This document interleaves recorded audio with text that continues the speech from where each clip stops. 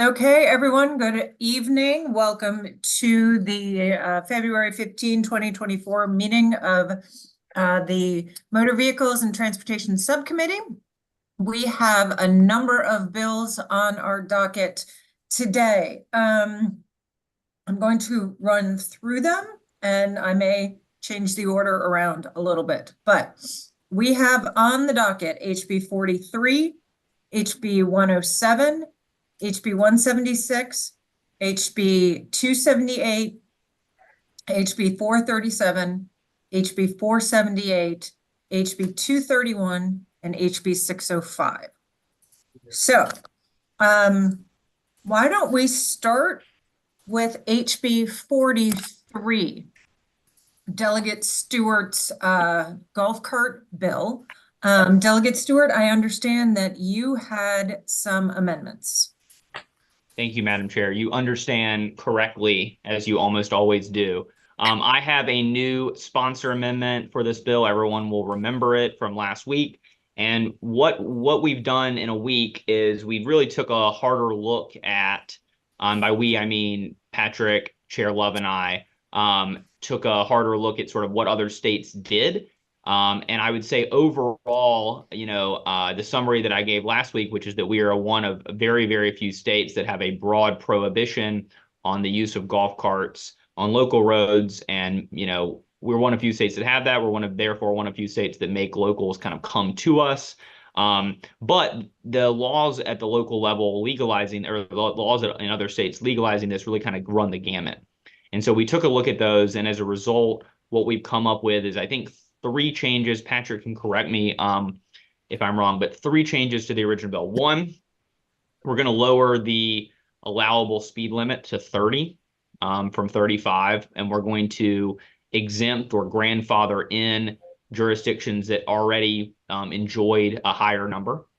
Number 2, also kind of in that same direction of sort of more conservative or stricter guardrails, we're going to create an occupancy limit in the sense that we're going to make it clear that locals cannot legalize golf carts on road if you have too many people, more passengers than you have seats. That will not be allowed. A few other states did have that, so we're going to incorporate that, and I believe Delegate Foley might have mentioned that at the hearing. And then finally, and this is the topic we discussed the most last week, we are going to allow golf carts to drive at night past dusk or before dawn, rather. We're going to allow golf carts to drive all the time, but they must be outfitted with taillights, headlights, and brake lights. And so I think that's the amendment. Patrick, please let me know, though, if I forgot any elements of it. No, that's it. Okay. So just for the record, the one jurisdiction at 35 is Golden Beach, Patuxent Knolls, and St. Mary's County. Yeah, that's right. And so what we really try to do with these 3 amendments is just bring us closer to what other states are doing. So the vast majority of other states that we found do allow 24/7 driving, but do require the lighting if you're going to drive, at night.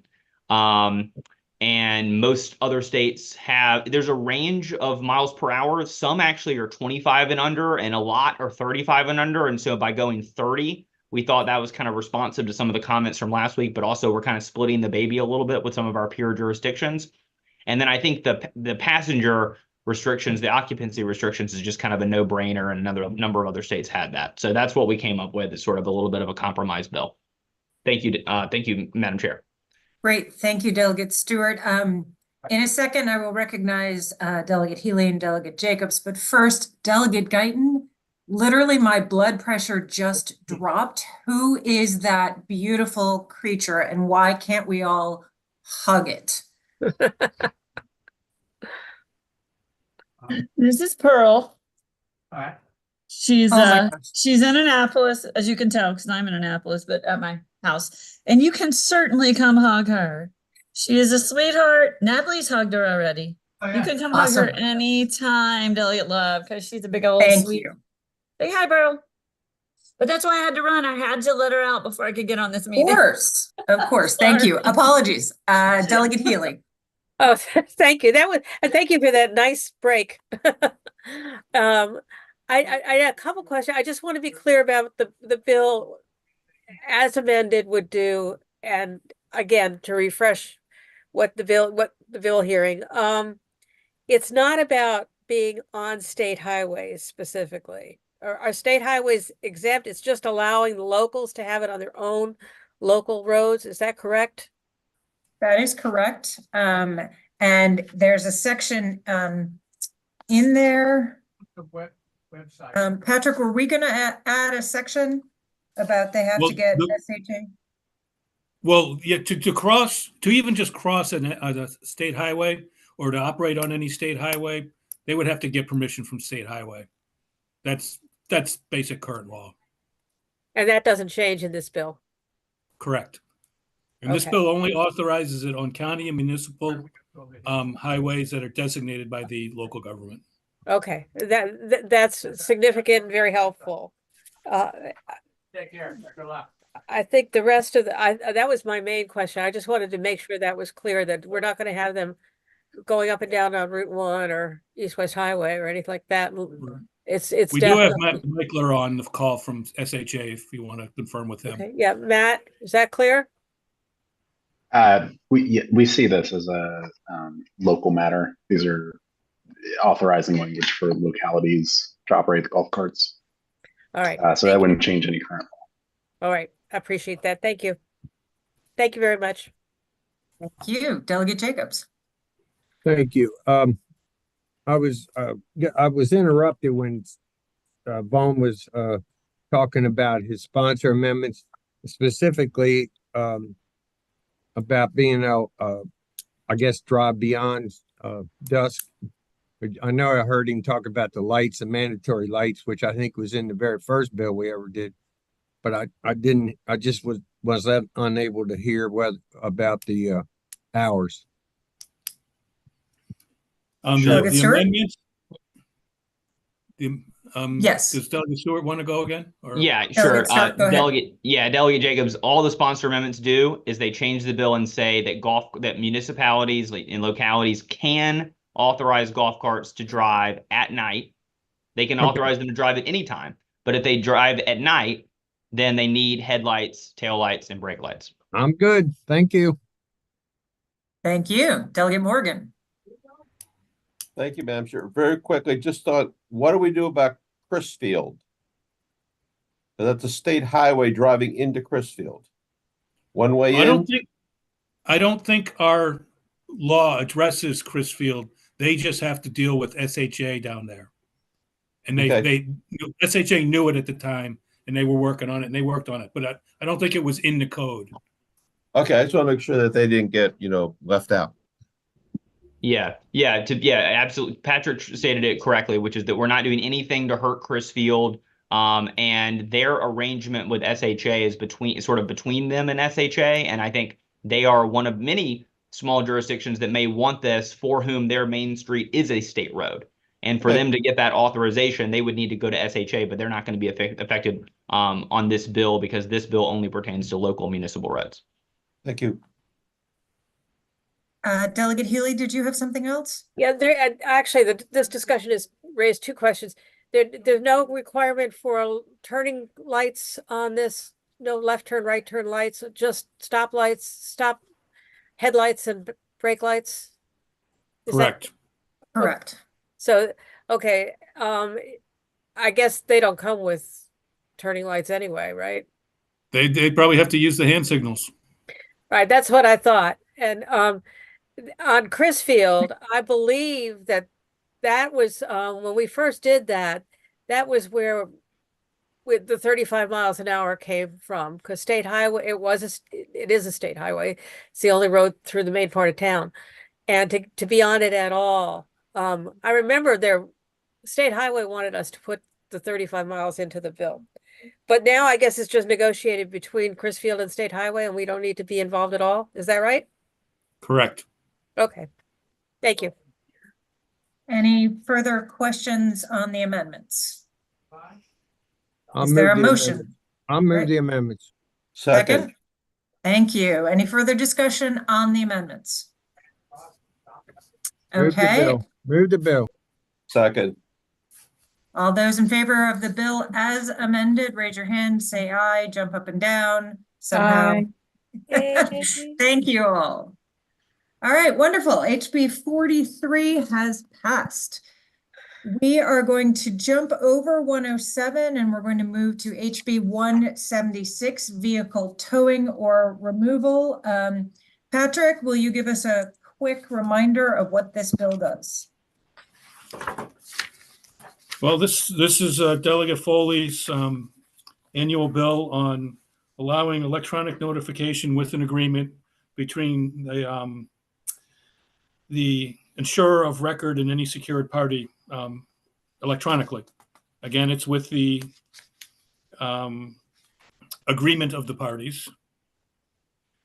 And it's, it's been the previous two incarnations we've done have made the transactions much more efficient. Yep. Thank you. And the only other thing I'll add is the towing company is required to notify the insurer of record by certified mail, return receipt requested, and first-class mail within 7 days. This just makes it, as Patrick said, a lot more efficient and so that they can get paid. Any questions on this bill? Is there a motion on the bill? Move the bill. Second. Any further discussion? Okay, all those in favor of HB 176 somehow indicate that.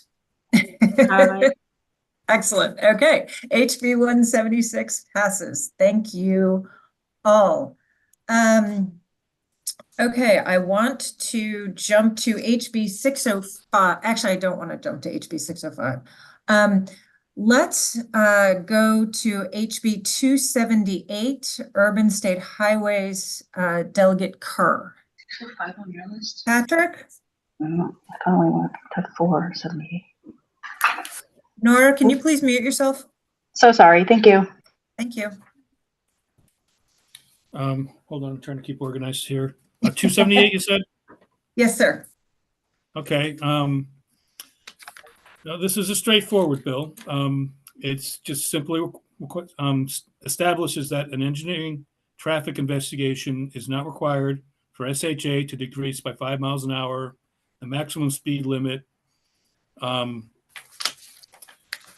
an urban highway under its jurisdiction, a state highway, in other words, only applies to state highways. And I made a copy of, because I didn't put a cross-reference in the bill. And give me a quick second here. I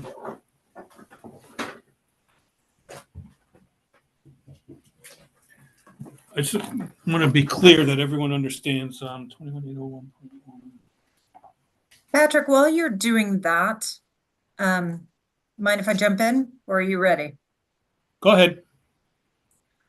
So I had a conversation with Matt Mickler, and actually, Nora, can you turn off your camera until we call on you, please? Thank you very much. Earlier, because a couple of questions had come up. One, to make sure that it wouldn't in any way conflict with Baltimore City's law that they can reduce their speed limits without a traffic and engineering study, or the upcoming Montgomery County one.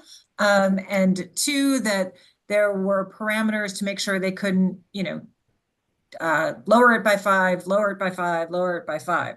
So Matt, would you please tell the committee your answers to me, please? Certainly, Delegate Love. So for the first question, this only applies to state highways. First off, the authority that's given applies to urban highways, and then explicitly under SHA's authority.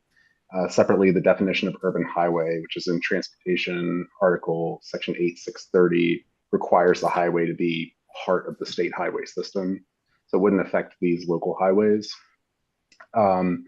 As for the second question, the bill states that state highway administration can decrease the maximum speed limit authorized under Transportation 21801.1 subsection B, 2, and 3 on any urban highway. That particular section outlines maximum speeds that are established in law currently. So B2 is 30 miles per hour for highways in the business district and undivided highways in the residential district. B3 is 35 miles per hour on divided highways in a residential district. So because of the reference to the maximum speed, we interpret it as only allowing us to drop the speed by 5 miles per hour from those maximums. So the lowest the speeds could go would be 25 miles per hour from 30 and 30 miles per hour from 35. Thank you very much. Patrick? I think Matt's right. Okay. In fact, I'll read you right here, just to be clear. The maximum speed limits are 30 miles an hour on all highways in a business district and undivided highways in a residential district, and 35 miles per hour on divided highways in a residential district. And this bill says that decrease by 5 miles an hour, the maximum speed limit authorized under what I just read. So I think Matt and SHA are correct that authorizes only one 5 mile an hour drop. Thank you. Delegate Stewart. Thank you, Madam Chair. Just wanted to say it's great to see Matt. Isn't that so? Yes, it is. That is so. Welcome back to the team, Matt. Good to see you. Good to be here. Any further questions on this bill? Is there a motion on the bill? Move favorable. Second. Any further discussion? All those in favor, please indicate that you are in favor. Anyone opposed? Great. HB 278 passes. I want to have, we're going to turn it now to HB 107 for a limited discussion. We're not going to vote on this bill, but I want to open up some discussion on this bill. In looking at this and sort of doing a deep dive into some, well, let me back up. Patrick, will you explain what the bill does, please? Okay, this is the, oh boy. Do you want me to explain? See, I don't know what version we're actually talking about. You want me to explain what we've been discussing? Yes, please. Okay. Well, give a quick background. Because of hang on, Patrick. I think I misspoke. I'm going to jump in. Sorry, folks. So when we had the hearing on HB 107, it was a hearing about on-board bus cameras that were traveling in dedicated bus lanes. And the discussion was about obstructions in those dedicated bus lanes and the problems that people were having getting place to place, including those with disabilities, because, you know, if the bus had to stop somewhere else because there was an obstruction, they couldn't get to it. The bill as it came in, that I didn't really understand until I really dug into it, actually goes a lot farther. The bill as it came in came in amended, okay? Because remember, Delegate Lewis had a bunch of amendments for us. And those amendments would cover bike lanes, bus stops, double parking, and cutout curbs. Is there anything else that I'm missing? I think that was it. Okay, thank you. So first I want to put out to the committee a question about the scope of the bill and whether folks are comfortable moving forward with this scope of the bill, or if you want to move forward with something, a more limited scope. That's the first question. Yes, Delegate Morgan. Being a suburban urban guy, I think it's got to be downsized to something much smaller than what it is now, because I think it's way too over encompassing for round one. After 2 years, sir, you know what I mean? Yeah, thank you. Yes, Delegate Healy. I thought Delegate Davis had her hand up, but okay. Oh, I'm sorry, I didn't see that. My question really is, I mean, my comment is, I agree that we should start baby steps, limited scope, stick with just the bus lanes that have already been designated. All that other stuff, I don't think we have time for the real in-depth discussion and talking to communities and stuff, because in urban areas and suburban areas and all different parts of the state, different things happen near bus stops. Sometimes, people, they don't have any other choices. And so I think we need to like really look at it from a lot of different angles before we expand it so much. Thank you. Delegate Davis, did you have a comment? If I can unmute. There you go. Yes, I think I agree with everyone else that it really needs to be limited. I got the impression we were going toward a work group, and I'm 100% behind that. Thank you. Delegate Ziegler. Thank you, Madam Chair. Yes, me too, on cutting back the scope. I wanted to see, but it is enabling legislation, correct? Correct. So, in a sense, that does, I mean, because different localities are so different, actually, perhaps it's something where we shouldn't be too prescriptive, but I like the idea of cutting back the scope. Did anybody else get the memorandum on Federal Transit Administration funding eligibility? So that has been flagged for me. I don't know if I have the memorandum though. Are you good? Thanks. Okay, go ahead. So I was just, I mean, that certainly seems to me to be something to consider on the theory that money is good. Right. Thank you. Thank you. Delegate Stewart. Thank you, Madam Chair. I agree with Delegate Ziegler that money is good. I did read that funding memo, and it does seem like our local jurisdiction in Maryland are probably leaving money on the table by us not allowing these cameras for bus lane enforcement. But I'm comfortable going along with the majority here and saying that all these other issues that are extraneous to bus lane enforcement, I think not only is probably a larger discussion for the subcommittee to take up, the idea that basically buses should be kind of like a policeman for lots of other different issues not related to the bus lane is probably a broader discussion that we as a subcommittee should have, or probably will be forced to have one day. I also think, just from a pragmatic standpoint, we haven't always been successful in getting automated enforcement bills through the Senate. And if we want to put this in a posture that we think that it can actually pass and we can get that delicious money that Delegate Ziegler referenced, I think probably it's in our interest to limit the bill.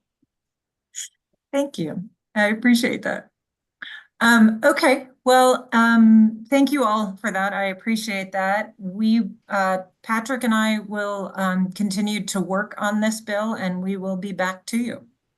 So stay tuned. So let's move to HB 605, which we heard today. That's the RV dealership bill. Delegate Stein, well, does everybody remember this? We just heard this today, setting up a different, okay, Delegate Guidance giving me a thumbs up. Does everybody remember, or do I need to refresh you? People are nodding. I'm not seeing reactions. Okay, it's the one where it would set up a new structure for RV manufacturers and dealerships because they don't have the same structure as car dealerships. If you're a Ford dealership, you work with Ford because you only sell Fords. If you're an RV dealership, you may work with a number of different manufacturers and sell a number of different types of RVs. We passed this bill last year. It went through the House, it went through the Senate. We didn't have time to accept and concur with their amendments. I did ask Delegate Stein if it was the exact same, and he said there were a couple of minor tweaks. So what is the will of the committee? Are you all comfortable with the bill as is? Do you want to find out what those tweaks are? What would you like to do? Delegate Davis is giving me a thumbs up. Delegate Morgan is giving me a high five. Or is that a question? Okay. So good. Moving All right. about. So I'm sorry? Moving on. Good All idea. right. All right. Does that mean move the bill? Move Okay. favorable on the bill. Okay. So we Second. have a motion and a second. Any discussion? Okay, on the bill, all in favor, signify some way. Aye. Excellent. Anybody opposed? Okay, HB 605 has passed. As always, the best subcommittee ever. Appreciate you all. Let's move to HB 478. We also just heard that bill today. That is Delegate Sample Hughes, motor vehicle, school vehicle drivers, medical examinations. Does anybody have any questions or discussion on this bill? Delegate Stewart, did I hear you had a question? Yes.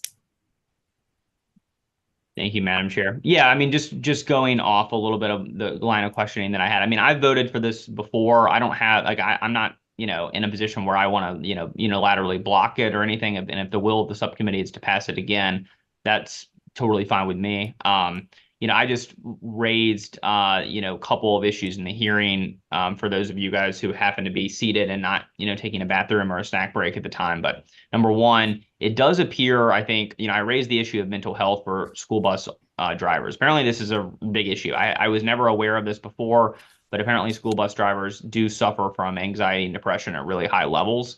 It does appear that the medical examinations under the CDL, under federal guidelines, do include a mental health component. Now, they don't necessarily do a full-on mental health evaluation, but they ask as part of the questionnaire if someone has had any issues with mental health, and then follow up if the answer is yes. And there have been some federal guidelines around when someone's mental health difficulties become so extreme that they can no longer get a CDL license and therefore also, a school bus license in a state. So that is a component of this. And so I think one question for the subcommittee is, given the high rates of anxiety and depression among school bus officers, given the fact that those mental health issues are associated with school bus crashes, whether we're comfortable with a biennial versus an annual assessment. The second issue is other jurisdictions. The second issue I raised today is what other jurisdictions are doing. Now, I sent over to Patrick earlier the research that I kind of had cursorily and kind of awkwardly tried to do in the middle of the hearing. And I could be wrong. I mean, what I pulled up, I can't guarantee for certain that it's the right thing, but it does seem like, from what I was able to gather, that West Virginia, Virginia, and Pennsylvania have annual requirements still. And then I think, the broader question is, we have a school bus shortage issue, right? So, I mean, that's a real issue that's really been painful for a lot of our jurisdictions. And I'm totally on board. And that's why I've, supported this bill in the past, with anything we can do to try to resolve that. And I think probably fundamentally these folks need higher wages and benefits, but I think it, probably goes deeper than that. But I don't know exactly whether maybe cutting back on something that could be assuring safety of our kids is necessarily the best lever we want to pull to try to alleviate that shortage. And I'm also just not necessarily confident that folks who are in this industry are making decisions about whether to go to a specific jurisdiction or to leave a specific jurisdiction based on how often they have to get a medical exam. And I guess I would further say that if our neighboring jurisdictions all have an annual exam, I don't know the type of driver that would choose to leave us because we have an annual exam, but want to go to Delaware because they might have a biennial one. In other words, if the salaries are consistent and similar, are the folks who are leaving people who don't, for whatever reason, have some personal reason why they don't want to take regular medical exams. So anyway, that's a summary of my concerns. But like I said, I'm not adamantly opposed to the bill. I'm on record probably supporting it last year. We may have even passed it before that too. But that's what I raised in the hearing, and so wanted to take the temperature of the subcommittee on that. Thank you, Delegate Stewart. And let's just open this for discussion. I'm not advocating one way or the other for a vote. I just want the group to discuss this. Delegate Davis. It's enabling legislation. I think I, for one, would like it in my district because we need to recruit more school bus drivers. I think requiring mental health, like the delegate said, mental health assessments, like the delegate said, is the bill for next year.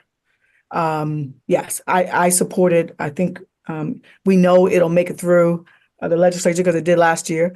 So I totally support it. Thank you. I'm glad you raised that. I actually had a question about that. There was the discussion that it was enabling. Patrick, can you show me where that is? I don't agree with that statement. I see it in the testimony, the written, and I heard it at the bill hearing, what little I caught so far. And here's what the bill says. If this bill passes, an individual may not drive a school vehicle on any highway of the state unless the individual passes an appropriate medical examination before employment and once during each 2 years of employment. Now, I think the enabling part is the sense that the individual county boards of education could, say, okay, we have to do it at least every 2 years. We can still do it 1 year. We could still do it 1 year for people of a certain age or people with certain health conditions, whatever.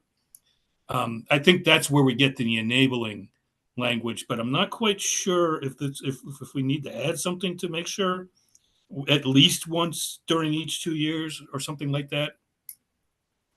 Okay, thank you. Delegate Davis, did you have anything else you wanted to add? Okay, great, thank you. Delegate Healy. Thank you very much. And my question actually focuses on the same concept of local enabling. I'm not sure that we want to have different standards in different counties throughout the state of Maryland. I'm not sure that that is a good way to go. But this is just for discussion purposes. I haven't made up my mind about this. I'm glad that we're discussing it.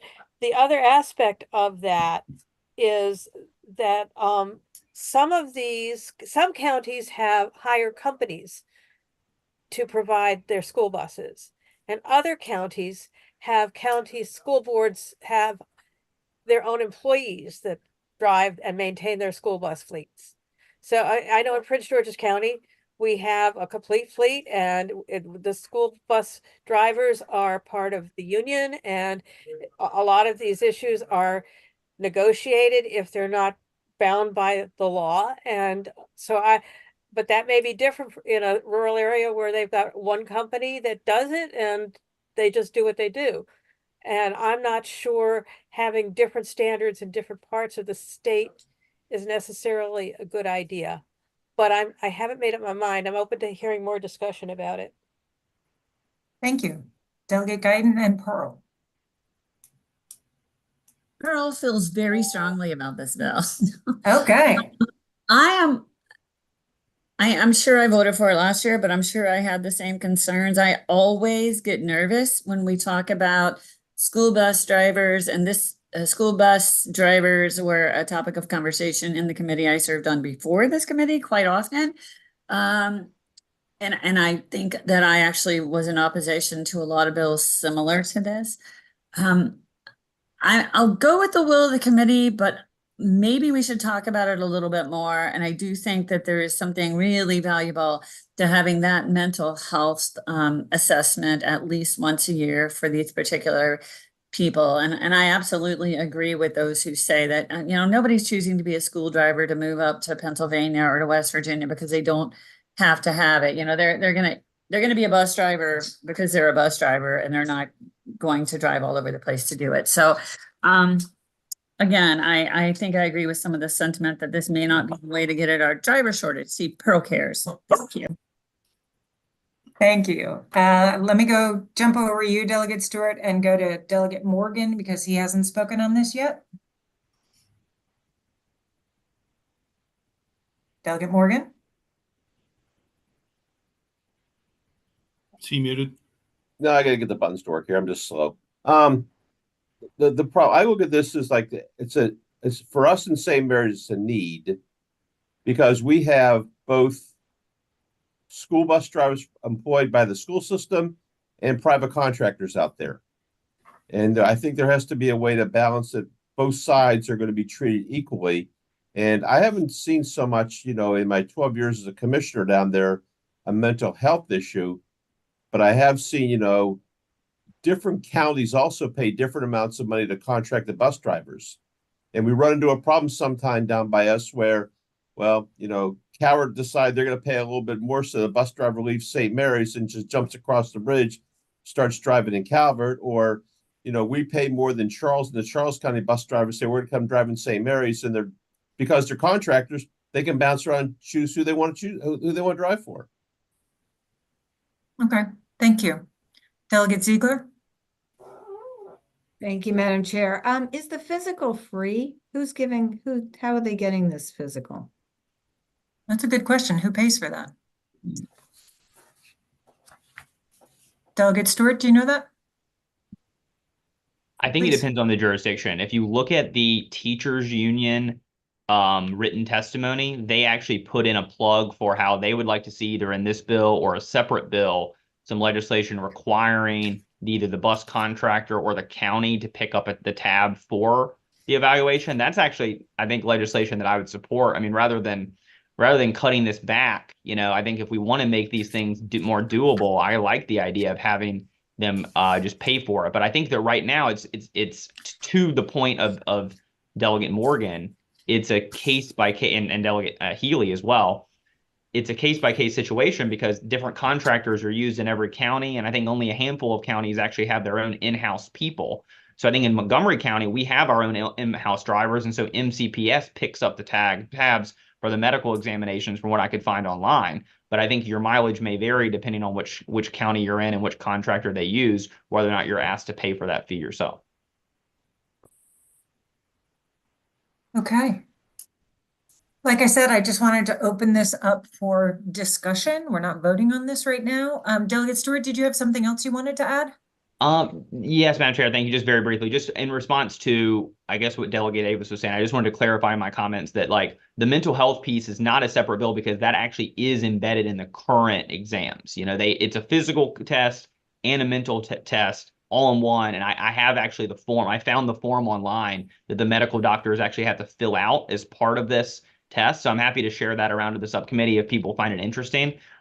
Maybe people aren't concerned about the mental health thing, to Delegate Morgan's point, maybe this is not an issue that has come up a whole lot. I certainly hope not, nationwide. And I do think that mental health issues are probably something that are more likely to kind of occur all of a sudden.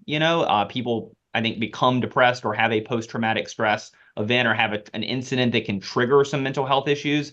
And so it's more likely to happen suddenly than something like vision deterioration, where if someone's getting a little bit older and their vision's leaving them, well, we'll probably be able to catch that every couple of years, about as well as we can every year, I would imagine. But that said, I'm still up in the air because I'm not a mental health expert. I am not an eye expert. I'm just a mediocre attorney and legislator. Delegate Davis. I don't quite understand. I'm not following. Is it a part of the test or isn't a part of the test? Yes, it is. It is. Okay. Okay. Delegate Guyton. Probably the only thing I may know more about than Vaughn Stewart. I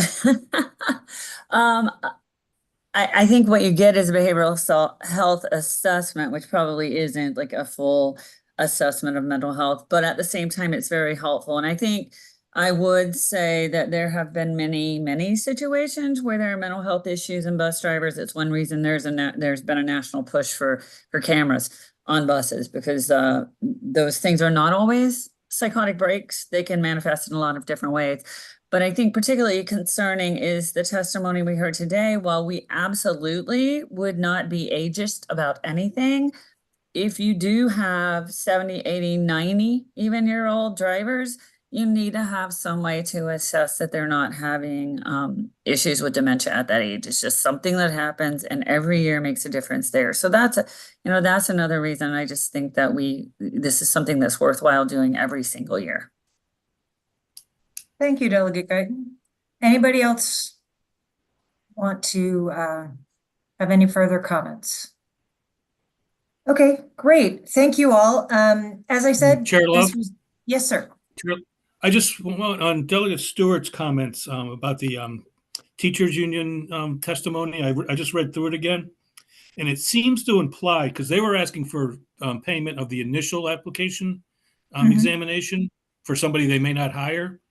It kind of implies that later ones are paid for. Okay. To continue your certification, but I can dig into that more. That would be helpful. Thank you, Patrick. Delegate Davis, did you have anything else to say, or is your hand still? Okay, thank you. All right, thank you all. Another great discussion. We will come back to this. Appreciate that very much. And then we're going to turn to HB 231, which if I can find the file, that is the one that would extend right now. If you are a Gold Star family, next of kin, surviving spouse, you can get a special license plate and reduced registration fee. And this would add the next of kin lapel pin to those who can get a special license plate or reduced fee. I couldn't remember what the distinction was, and my understanding, and please somebody, because this was just a Wikipedia here, or not Wikipedia, it was the military site, but that the Gold Star, April, maybe you can explain it better than I can. Why don't you go ahead? Hi, everyone. So the difference is the Gold Star is in combat and the lapel pin is given to individuals that have passed not in combat, but during service. So they wanted to add that definition to be able to qualify for this. A lot of these people train under live fire in very dangerous conditions. That's the type of thing I think April's referring to. Yes. Thank you, Patrick. Perfect. Thank you very much. Okay, so any questions about this piece of legislation? Yes, Deborah. I asked the question as to what the fee was, and the person didn't know the answer. Did we ever find out? April?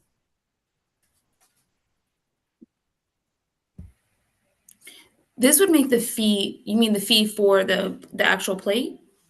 Yes. Well, what do they want waived? What do they want waived? They want the plate fee waived. Okay. So how much So that's is that? that's $25. Okay. And the lapel pin, do we need to tell you you can give out a lapel pin? Yes. So the paperwork that is presented to the MVA right now, the only ones that qualify are those that have received the Gold Star. The paperwork says something separately for the lapel pin. So that's why they added that into the definition, just to extend that.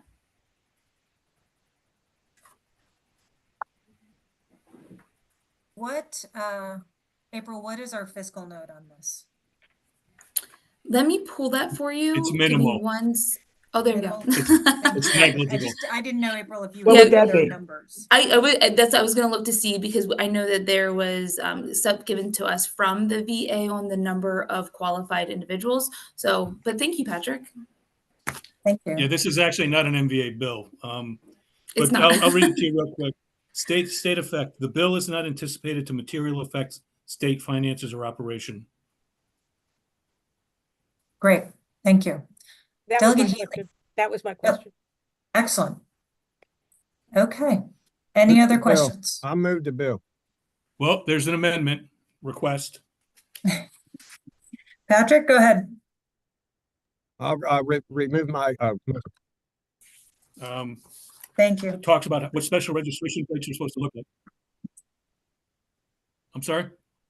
I'm sorry, we lost you for a second. Go ahead. Oh, I'm sorry. There's a provision in the bill that talks about what the special registrations are supposed to include. An emblem or logo indicating that the registration is a Gold Star recipient, that's current law, or next of kin lapel button holder, and that's fine, and the given name and rank of the deceased service member. It's kind of been thought now from the Veterans Administration that this is violating privacy, that they don't need to put that on the plate. So they're asking for an amendment to take that off. And for the record, there's a Senate cross file. It's going on third reader, I believe, tomorrow, and it's got that same amendment on it. So it's that the Senate bill that's moving has taken out that language. Correct. Okay, I'll move to match the Senate bill. Second. All those in favor of accepting the amendment to conform to the Senate bill? Great. On the bill as amended. Move the bill. Second. Move favorable. Great. All those in favor? Aye. Great. Okay. HB 231 passes. So the last bill that we have on our agenda, I think, is also just going to be a discussion because there are quite a few amendments on this bill. Is HB 437, the Maryland ZVIC membership. Patrick, you want to talk about this bill, please? Yes, this, okay, the bill's pretty straightforward. This is a reintroduction from last year. It's Delegate Weibel's bill that adds to the ZVIC Council. That's the Zero Emission Electric Vehicle Council. I think we had a number of discussions about that today. It adds the Secretary of General Services to the ZVIC Council, a representative of a heavy-duty plug-in electric drive vehicle manufacturer. That's basically the Volvo people out in Hagerstown. Obviously, Delegate Weibel's district. And then it goes on to take off a couple of, usually on these types of groups, we don't get specific, we'll say an electric company, we won't say BG&E. So it's got a couple here where they take out the Baltimore Electric Vehicle Initiative, which is an advocacy group, and they just give the general an electric vehicle driver advocacy organization. They add a representative of the environmental community. Currently there's one, make it two. And then they do the same thing with the auto dealers. We name META, the Maryland Auto Dealers Association, that's Peter Kitzmiller, who we just saw. And they say a new vehicle dealer association in the state, going more broad and generic. But they do take out a representative of the retail electric supplier community. And we have two requests to put them back in the written testimony. Just for your information. That's two of the requested amendments. They also have investor-owned gas utilities is asking to be included on the ZVIC Council. They explain why in their letter. That's up to you to judge. And then there is an amendment from the chair of the committee. It's a beautiful amendment that codifies the ZVIC Council. And so basically, it doesn't change anything substantive. It puts it in the code. When you put stuff when you make stuff uncodified, it's supposed to last only a couple of years. ZVIC's been around for like 13 years now, and it's been uncodified the whole time. It really probably by our rules, it should be in the code, but that's not making any substantive changes. Well, I like that amendment. All right, Delegate Healy, is that a motion for the chair's amendment? Absolutely. Okay, is there a second on codifying ZVIC? Anyone? Second. I was like, the chair's amendment's going quite quietly. Okay, any discussion on the chair's amendment to codify ZVIC? And I don't know if I need to disclose this, but I've been appointed to ZVIC for whatever that is worth. That doesn't change anything one way or the other because I'm still on it, whether it's codified or not. But just thought I'd let you all know. There's Any no further conflict discussion? I'm sorry, Patrick? There's no conflict here. No, but I just wanted folks to know. Any further discussion on codifying ZVIC? Okay, all those in favor of codifying ZVIC? Raise your hand, say aye. Anybody opposed? Great, that amendment passes. Okay. Patrick, what amendment do we want to take up next? Well, the amendments, these are not drafted amendments. These are amendments that were suggested in testimony. Oh, and Okay. I forgot one actually. One was the automotive dismantlers and recyclers.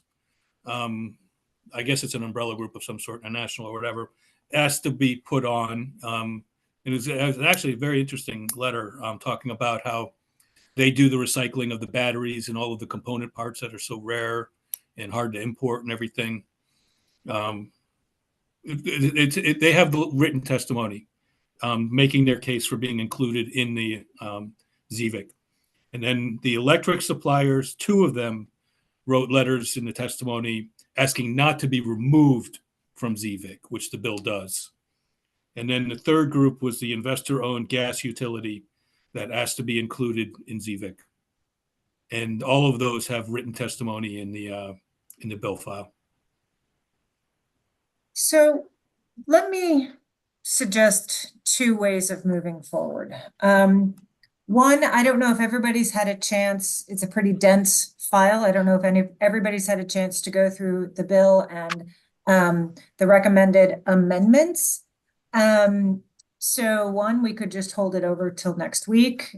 2, Patrick and I can go through this and come to this committee with some thoughts. And those don't need to be mutually exclusive. Or 3, we can start going through all of these one by one today. What is the will of the committee? Yes, Delegate Jacobs. Since you're on you're the appointee, how about if you and Patrick deal with it and then come back through us? Me and my big mouth. No good deed goes unpunished, Madam Yes, Chair. exactly. Okay. So I saw a couple of people give a thumbs up. Is that the will of the committee? All right, Patrick, you and I will we'll go through that and we will come back to the committee and we will discuss it next week. Because we are the best subcommittee that there is, we have just flown through our agenda with 4 minutes under the hour. Anything anyone wants to raise for the good of the order? Awesome. Thank you, everyone. Have a good rest of night. If you're driving, drive safely.